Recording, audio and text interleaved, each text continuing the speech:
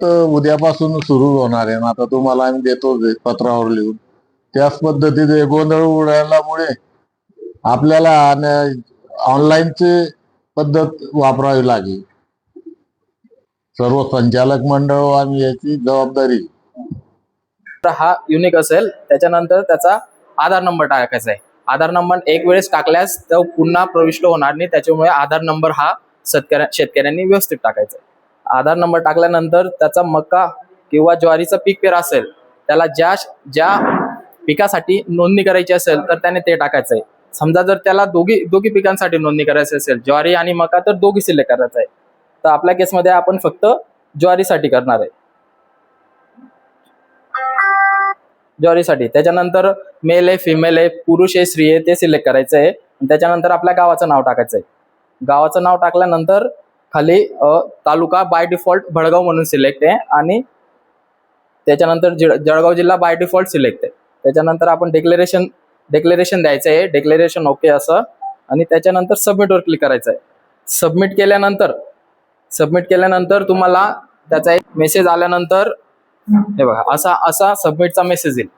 सबमिटचा message आल्यानंतर त्यात तुमचं टोकन नंबर ऑटो जनरेटेड होणार आहे. त्यात ऑटो जनरेटेड टोकन नंबरानंतर इथं जी खाली पीडीएफ असेल, सेव्ह पीडीएफ म्हणून आहे, ती पीडीएफ सेव्ह केल्यानंतर त्याचे क्लिक केल्यानंतर ती सेव्ह करून ठेवायची आहे. ती सेव्ह केल्यानंतर आम्ही शेतकी संघामार्फत आपल्याला बोलू. शेतकी संघामार्फत बाहेर 1 ते 100 असे दररोज 100 ते 150 लोकांना आम्ही एक दिवशी बोलणार आहे, म्हणजे कायदा व सुव्यवस्थेचा प्रश्न निर्माण होणार नाही. त्या बोर्डानुसार शेतकऱ्यांनी सदर टोकन घेऊन त्या दिवशी हजर राहायचंय. धन्यवाद. यादी लागणार आहे? हो, यादी लागणार आहे. 1 ते 100 या दिवशी या दिनांकांना ऑनलाईन साठी यायचंय. 200 ते 300 एक या दिना असं ऑनलाईनचे आम्ही बाहेर नोटीस बोर्डवर यादी लावणार आहे. संघाचे चेअरमन आदरणीय राजेंद्र बापू आणि सर्व संचालक मंडळाने एकत्रितपणे ज्वारी आणि मका खरेदीसाठी जी ऑनलाईन प्रक्रिया सुरू होणार आहे, त्याच्या अगोदर ऑनलाईन टोकन वाटपाचा निर्णय या ठिकाणी घेतला. आणि त्या ऑनलाईन टोकन वाटपासाठी जी लिंक आता आपण संपूर्ण तालुक्यातील शेतकऱ्यांसाठी शेअर करणार आहोत, त्याचा एक डेमो आमचे कर्मचारी विशाल भोई यांनी आपल्या समोर सादर केलेला आहे. या डेमोनुसार त्यामध्ये शेतकऱ्याने स्वतःचं नाव, मोबाईल क्रमांक, आधार क्रमांक, ज्वारी आणि मका दोघांपैकी एक किंवा अथवा दोघी पिकं आणि त्यानंतर स्वतःचं गाव अशा पद्धतीने माहिती प्रविष्ट करून सबमिट करायचंय.